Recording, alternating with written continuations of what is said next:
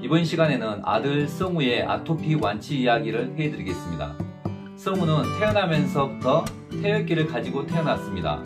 시간이 지나면서 태열기가 아토피로 발전되어 더 심해져 갔습니다.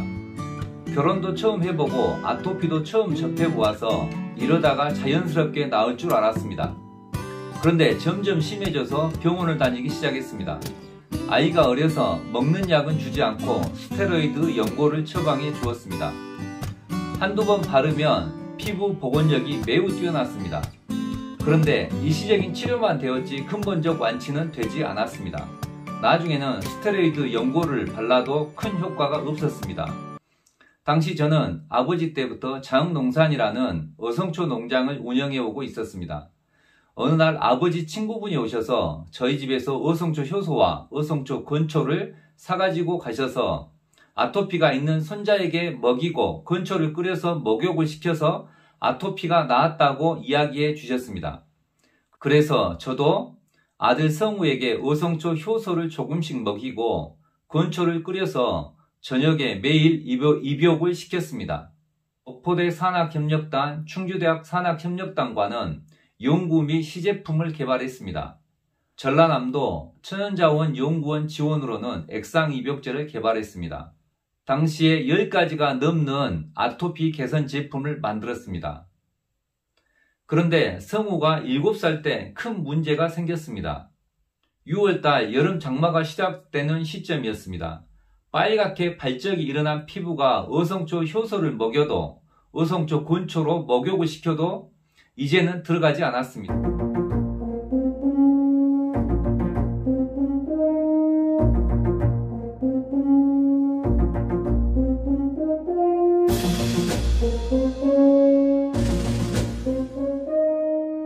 난리가 난 것이죠. 그동안 효과가 있었는데 왜 지금은 효과가 없는 것이지?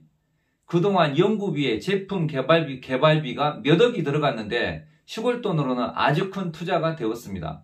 그 당시에 저는 아토피가 개선되어 안 나오니까 아토피가 완치되었다고 생각을 했습니다.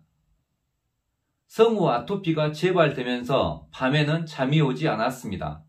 빨갛게 발적이 일어난 피부는 계속적으로 지속되어 매우 가려워했습니다. 약초에 대한 내성이 생긴 것이라고 그 당시에는 그렇게 생각을 했습니다. 어느 날 밤에 불을 끄고 천정을 쳐다보고 있는데 자괴감이 밀려왔습니다. 아토피를 완치하기 위해 7년이란 긴 시간과 몇 억이란 큰 돈을 써버린 상태인데 아들 성우의 아토피 재발을 하니 기가 막혔습니다. 그러다 문득 생각을 해보니 지난 7년 동안 아토피를 완치한다고 약초만 조사를 했지 당사자인 아들 성우는 한 번도 조사해보지 않았다는 생각이 7년 만에 처음으로 들었습니다.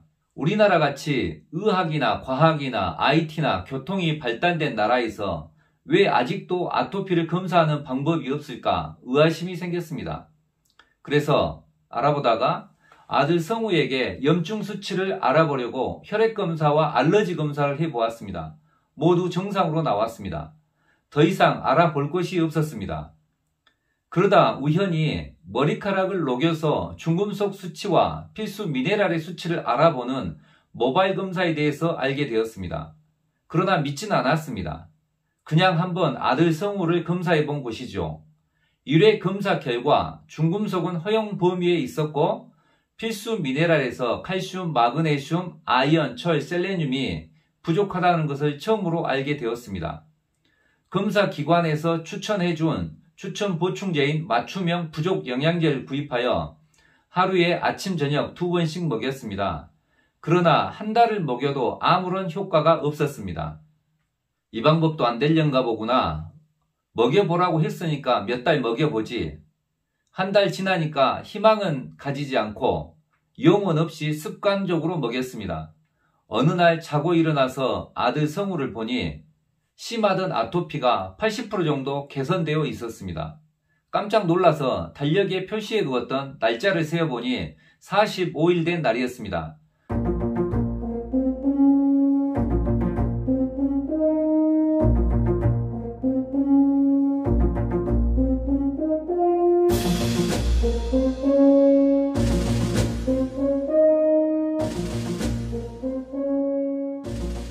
부족한 필수 미네랄이 쉽게 흡수되지 않는다는 것을 알게 되었고, 어느 정도 균형 범위에 근접하게 보충되어야 효과가 나온다는 것도 알게 되었습니다. 영양제를 6개월 정도 먹이니 나머지 20%도 없어져 아토피가 완치되었습니다. 이때부터 저는 영양의학, 기능의학을 공부하게 되었습니다.